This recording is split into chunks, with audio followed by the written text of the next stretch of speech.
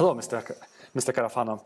Many people in Europe are now looking on in horror at what President Trump is saying. What do you make of Trump's recent statements on Ukraine? What do you think about it? Well, I will say, I served on President Trump's transition team the first time he was elected and worked closely with the administration. I was never not in the government, but we worked closely with them. We actually worked a lot with them, what they would have done in a second term if they'd been reelected. And obviously, I've been tracking them all these years. I didn't serve on the transition team this time, and I haven't talked to the president. But I will say President Trump's been very consistent in the execution of American foreign policy, and that is the mantra of American First, which really means is that the president's job is to look after the vital interests of the United States and make sure American foreign policy conforms with that. He's been very consistent in the execution of that. Some people like his rhetoric, some people don't like his rhetoric, but in terms of his action, he's been absolutely consistent from the first day he came in office the first time till today. And I will say today, he is the most powerful leader in the world today. He's very popular in the United States.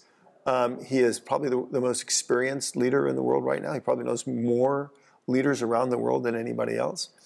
And Ukraine is an important interest in the United States. The United States has an interest in seeing a free and independent Ukraine. And I believe that President Trump is working towards that goal. But I don't know if you heard that, but President Trump called Ukraine President Zelensky a dictator. What does it mean? Is he angry on? Well, I can't speak for the President of the United States. I know that. The President. What is your opinion? Well, the President has said, says a lot of things to get people's attention because he has an agenda that he's trying to push.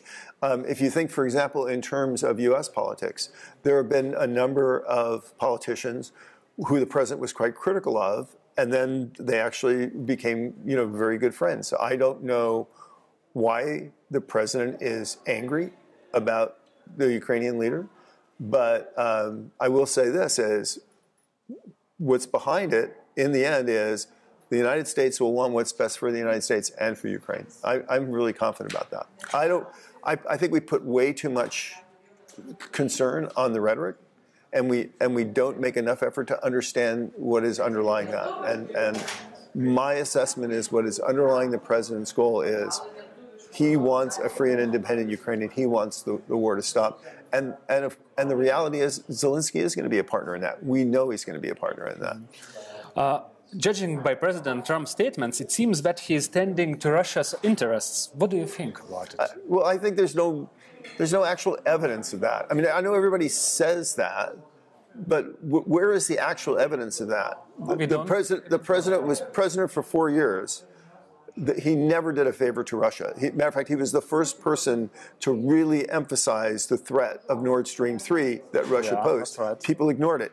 He said Europe needs stronger defense because of Russia. People ignored it. He was the first leader in the West to significantly arm the Ukrainians. There would not be a Ukraine today if Donald Trump hadn't initiated military assistance in his term. And when he was president, he was very stern with the Russians to keep their hands off Ukraine. So when you actually look at the president's actions, he's done nothing to make life easier for Vladimir Putin, ever. If you look, for example, at all the treaties that Putin violated that the president walked away from, the INF treaty and other treaties, because the Russians were cheating. So there's no actual evidence that the president favors him other than interpreting some rhetoric and saying, oh, well, look, he's giving Vladimir Putin everything. Mm. But in practice, he's never given him anything. As a matter of fact, the toughest U.S. policy towards Russia in modern times was the 4 years that Donald Trump was president. But is it possible that Putin, the old KGB agent, will deceive Trump and manipulate him? I think the odds of that are less than zero. Trump is one of the most experienced leaders in the world today. Deal maker. Well, he likes to make deals, but he doesn't like to make bad deals, and he doesn't like to make deals that make him look stupid. He dealt with Putin for 4 years, and I think he was quite successful in the sense that Putin was unable really to advance his agenda in the 4 years that Trump was president. So this is a story, and it's true, because I've heard it from multiple sources, that when we had forces in Syria and when Trump was president, and there were Russian mercenaries that were actually attacking U.S. troops. And when they went to President Trump and they said, our troops are being attacked by the Russians, Trump just said, kill them all. And they literally carpet bombed them and wiped them off the face of the earth. And when Putin heard that, his response was, let's not do that again. But Europe doesn't understand President Trump's other actions or statements. How do you feel about Trump's new foreign policy? Do you support it? Well, I think the problem is Europe. I don't think the problem is the United States. Let's look at fundamentally at American foreign policy. We know that China is a challenge. We know that Russia is a challenge. We know that Iran is a challenge. They're really together all global challenges because they threaten the peace and stability of important parts of the world that are really important to all of us. The president's goal is to deal with them. The president recognizes that America needs growth, real growth. So he's looking at things like energy policy, where he looks and he says, this green transition, this is nonsense, this is not happening. Net zero goals are accomplishing nothing. It's not really going to affect the climate. We've poured billions of dollars into these programs and they've delivered nothing. So we're going to have an energy policy that's focused on delivering reliable, affordable, abundant energy. We're going to deregulate. We're going to grow our economy because if we want a strong military and if we want to be strong in the world, that we have to do that. And we are going to deal with Russia. We're going to end. He wants to end the war because that's actually what's in the best interest of Europe is having the fighting in Europe stop. He's going to push back on China. When the president, for example, said, "I'm concerned about Greenland and Panama," it had nothing to do with Greenland and Panama. These are key strategic points in the Western Hemisphere. That was for one message, which was to China, hands off. So the United States is aggressively moving on foreign policy to contain global threats. They're aggressively moving to energize their economy. And what's Europe doing? Europe is mired in policies on energy and climate that are deindustrializing Europe, delivering no growth, and actually weakening Europe. 30 years ago, the American economy and the European economy were about equal. Today, Europe's about half the economy of the United States. We continue to struggle. I mean, I know many Europeans have stepped up and said, we need to do more to defend Europe. Look, the United States is not saying Europe needs to do more to defend Europe because we don't like Europeans. We, as Americans, don't have enough military capacity to be strong in all the critical parts of the world at the same time. We can help, we can support, but we can't do everything. We do need allies. And so our allies need to step up. So Europe doesn't have a growth plan. I personally think the Draghi plan is a plan for the death of Europe. This notion that we're going to super centralize everything in Brussels and they're going to run the European economy. They're going to run the European economy into the ground. We need real growth in Europe. We need real energy policies. We need real security policies. And I think Vice President Vance honestly made some legitimate points. We've seen this in the United States, the use of lawfare, the use of governments against their political opponents, not to protect democracy, but to essentially attack their political opponents. It's a cancer in the U.S. I think it's a cancer in Europe. And I think what the president has said is America's going to move forward. I mean, it's going to move forward with or without Europe, but it's going to move forward. And I got to tell you, Europe does not face happy choices here because if your thing is America's going to abandon us and, just leave us on our own, well, that's not going to happen. And it's not going to happen because Europe's actually important to the United States. We need a stable and prosperous Europe. And if the answer is, well, we just want to go back to where the Americans just didn't pick on us and didn't demand us to do the right thing, that's not going to happen either because they're not going to get a free lunch. And so the reality is going to be in the middle, which is the president's going to hound Europeans till they make sensible decisions. And to be honest, doing sensible things in Europe, really, it benefits the United States. But the greatest beneficiary of common sense, sensible policies in Europe that protect individual liberty, that grow the economy, that provide reliable, affordable, abundant energy, that enable countries to defend themselves, the number one beneficiary in Europe is going to be Europeans. Maybe Europeans now are selfish and looking to a world from own eyes. To be honest, I think we built and I'm not blaming Europeans on this because the United States contributed this. We built a structure on this notion of, an increasingly peaceful world where, liberal ideas can increasingly create larger governance and tell us all what to do and we'd all be fine. That's failed. People say we have to return to a rules-based world order. I don't think there ever was a rules-based world order. And if there was, the Chinese and the Russians and the Iranians blew through it like they were standing still. So the notion that somehow the world was being stage managed out of Brussels and Paris and Berlin that's just not true. Americans have already woken up to that and largely rejected it. I mean, you have to ask, there's 330 million Americans in the United States. Overwhelmingly, they support Donald Trump. It's not because they're stupid. It's because we've had this very unique situation in the United States where we've had two camps running for president that actually ran the country. And they saw what Donald Trump did his 4 years, and they saw what Joe Biden did in his 4 years, and they said, this Trump has demonstrably proven that these policies are going to deliver better outcomes for the American people. So that's why he is very, very, very popular in the United States. And to show, how really touched Europeans are, for example, when they were looking at the election in Germany, and 90% of Germans were absolutely sure that Trump's opponent was going to get elected, well, there's something wrong there. Look, I was in the United States. I could not have guaranteed you that Donald Trump was going to be elected, but I could definitely tell you it was going to be a very, very competitive election. And he had a very good chance of being president. And the fact that Germans just thought, because they listened to the leftist press in America and they listened to their own elites, that was not possible, shows that maybe the problem is not how Donald Trump views the world. Maybe the problem is a view of the world in a bubble that doesn't really work anymore. Who do you think? Is Donald Trump bringing a new world order in the world? No, I think this whole idea of a world order is stupid. The United States does not have the capacity to impose an order on the world. We just don't. And we're the richest, biggest country on the planet. Nobody does. And that's why I think in some ways this argument that we're heading into a Cold War II, that America wants its sphere and then the Chinese want their sphere, that's not going to happen. Neither the Chinese nor the Iranians, certainly not the Europeans. Nobody has the capacity to do like during the Cold War, to kind of wall yourself off into a part of the world.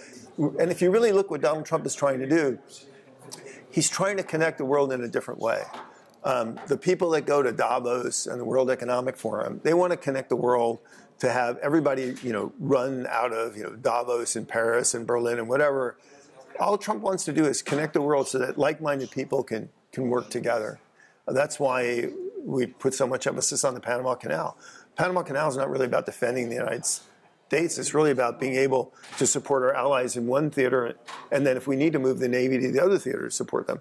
Greenland has no strategic value to the United States at all, except that Greenland and Iceland are absolutely essential for the transatlantic bridge to Europe.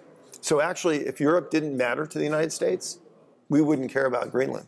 The fact that we care about Greenland actually shows that we actually really do care about Europe. The fact that the president sent his vice president and secretary of defense and secretary of state all to Europe, if Trump didn't care about Europe, he would not have bothered to send them there. So what Trump is really trying to do is build bridges. Now, it's in a very Trumpian way. I'll grant you that. But it's about building bridges. Yeah. And what do you think about the relationship between the United States and Europe? Is it falling apart? Of course not.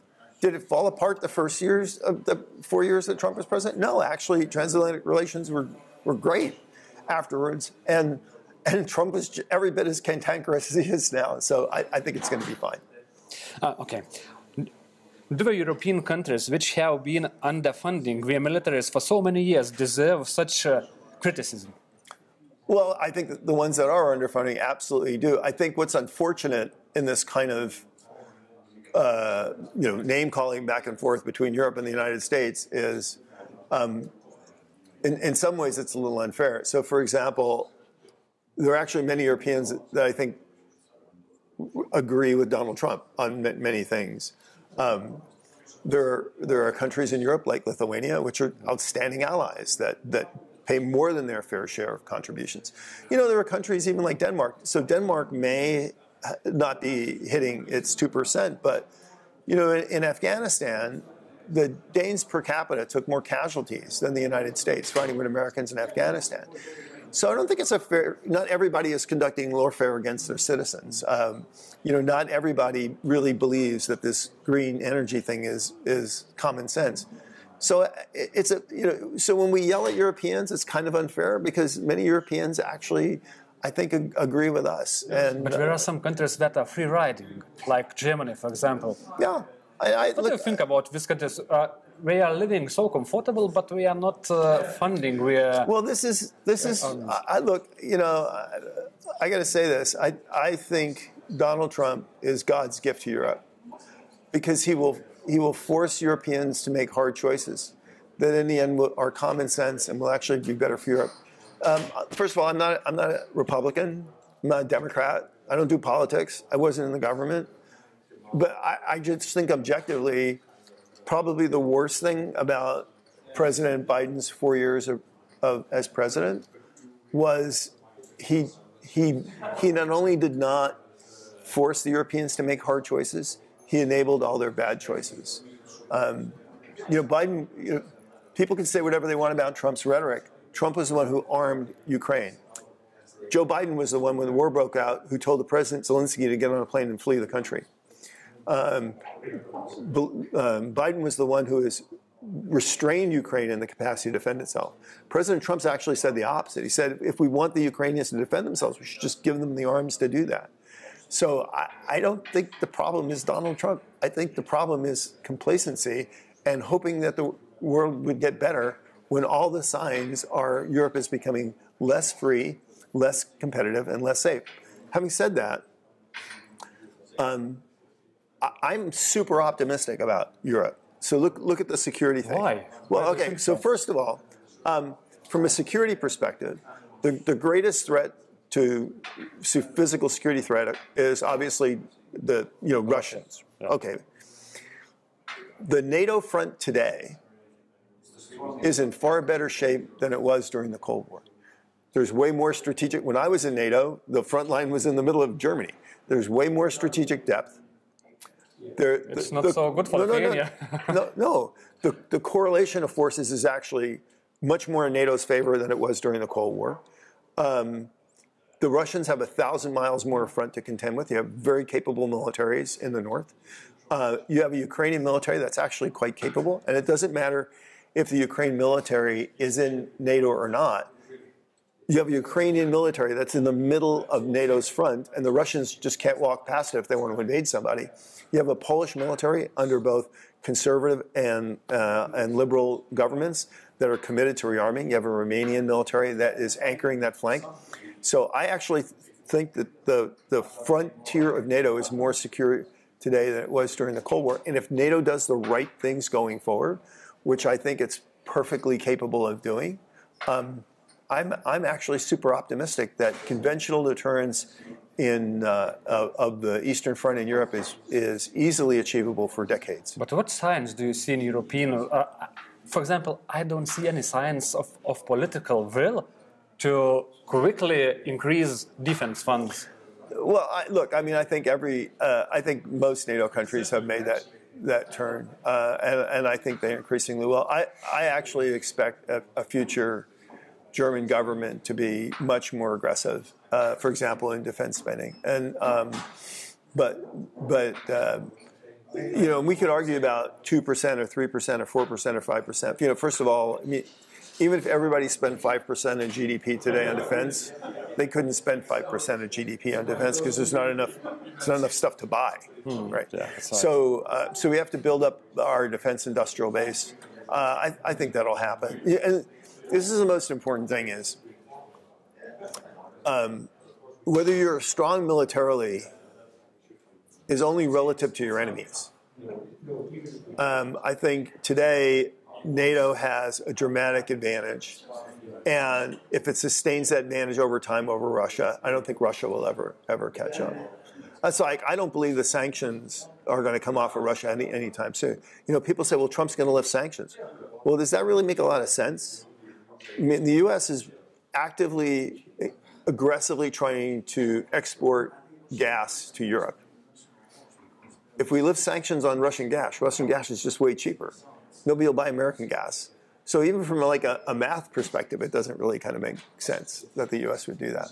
Not to mention, if we go back to being dependent on Russian gas, we go back to the same kind of blackmail that Europe was vulnerable to, that led to the first two wars in Ukraine. What do you think about that statement? Can Trump withdraw American troops from Europe? Well, first of all, there aren't that many American troops in Europe, so I'm not really sure what people are talking about. I mean, we always talk about this pivot to Asia. 70% of the U.S. Navy is already in Asia, so there's no more Navy to pivot, because then you'd have no Navy anyway. 90% of the U.S. military, the ground forces, are permanently stationed in the United States. We don't have enough ground forces to pre-station a significant number in any theater. We have to put them in the U.S. and then flex. So we're never going to put enough U.S. forces, ground forces, in Europe to physically deter the Russians, because we just don't have them. Our Air Force deploys globally, so it doesn't matter where our Air Force is stationed, because they can go anywhere. And our Space Force is in space. So they might move kind of small numbers around, but I don't think they're really relevant. You know, a lot of people say, well, we have to have the U.S. forces because it's a tripwire. I think this is an outdated notion. I think the tripwire strategy died. It died the day Ukraine got invaded.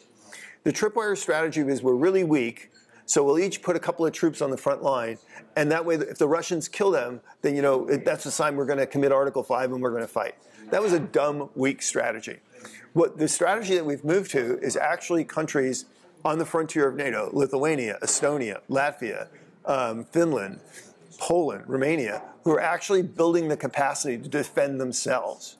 So the real need for these tripwire forces, I know it's emotionally, you know, important to people, but from a Russian standpoint, it's irrelevant, because tripwire forces to the Russian are speed bump. You know, there's talk of let's put 35,000 peacekeepers in Ukraine. That's like a week and a half's casualties, right? That's a nutty idea. The only thing that's going to defend Ukraine in the future is a strong Ukrainian military. Yeah, but when we are talking about United States troops in Europe, it seems that it's vital. It's vital for European security. Well, there won't be. Look, I mean, if this was such a crisis, right, and such a really big thing, then somebody might have complained when Barack Obama was president, when the U.S. had 0 operational tanks in Europe. When Barack Obama was president of the United States, the only tanks that we had in Europe were monuments on pedestals. We had no operational tanks, and nobody saw that as a big problem. I think you can be very unrealistic. I mean, to be honest with you, people talk about, I want ground troops in my country, like people talk, I want a teddy bear and a towel, you know, to keep me company. What you want is a military that can deter Putin. First of all, the one amazing thing in the United States is, where nothing is bipartisan, is there actually is very strong bipartisan support for missile defense and for strategic nuclear weapons. So the American strategic nuclear umbrella is actually pretty strong and getting stronger. That's something Europe can never replace. So that's a pretty big deal. But if Putin fears any country, it's only United States. Well, not Europe armies. Well, I think that's true, and the nuclear deterrence part of that. The other thing that the U.S. brings is significant enablers that really allow deep strike. The one thing that NATO can do now that it couldn't do during the Cold War is NATO can kill all the Russian stuff before it even crosses the line into NATO. I mean, before, Russia was really far away. Now the Russia is very, very close, and so the capacity for deep attack is much, much more important. I honestly think I think for frontline states like Lithuania, it's different. But for most European countries, other than producing munitions, we all know we need more munitions for the frontline forces to fight with. But the most important thing is really going to be building up their air and missile defense infrastructure. Because to me, one of the lessons of Ukraine is, and Israel for that matter, is if your enemy can pummel your infrastructure and your population centers, that is a great vulnerability. And so what most European countries really need to invest in is the joint capacity to defend their airspace. So their population centers and their infrastructure are not at risk. We saw it in the Baltic Sea with the dragging of the cables. We've seen that with cyber attacks. So this is the great irony here, in my mind. And when we say Europe needs to spend more, most of what Europe needs to spend more on is defending their own countries from air and missile attack, which is pretty ironic, right? That people are complaining that you're saying that we should spend to defend our country.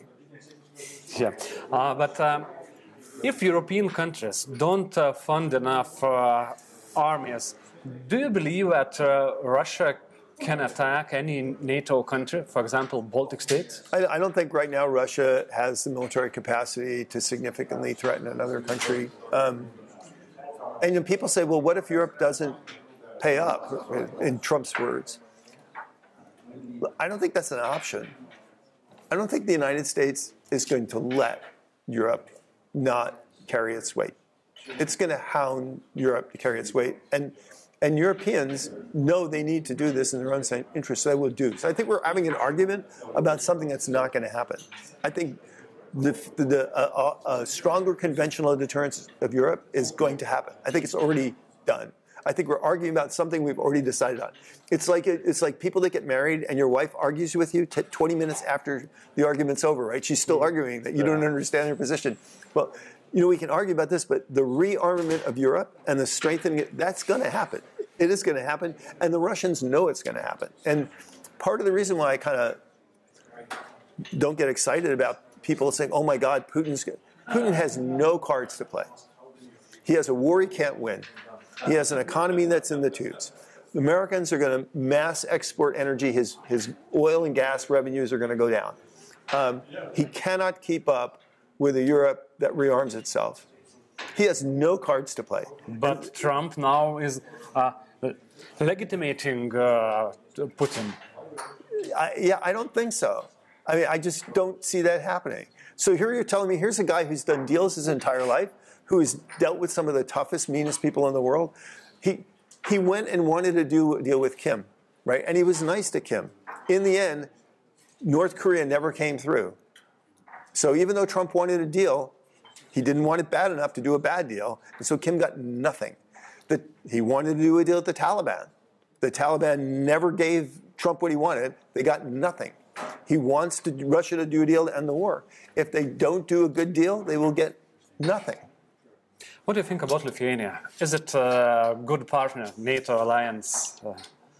Honestly, I wish every country was Lithuania. I mean, I think Lithuania has done exactly the right things, not only in increasing your defense spending, but in making this kind of transformation of the world in which we live, which is, in the old days it was, well, everybody needs to contribute, so, one guy will make bullets and one guy will make tires, right? But the reality is if you are a frontline state in NATO today, you have to have the capacity to defend yourself and to make clear to the enemy that you are no easy target. To me, that is the lesson of the Ukraine war. What saved Ukraine was not, well, in the end it was U.S. military aid, but it wasn't the United States, it wasn't Europe. It's the fact that on day one, the Ukrainians fought for their country and they held off. And what that allowed to do is it allowed the rest of the world to kind of catch up. And I would never want to be if you are a NATO frontline state, you should be able to fight and hold on, and then the rest of the world, and then NATO will see that and they will catch up. Because it's, people say, well, why won't Trump give Russia a good deal? Because it's not in U.S. interest to give them a good deal. What is in U.S. interest is a Europe that is peaceful and stable and prosperous and secure. Thank you for your time. Thanks. Appreciate it. Thank you.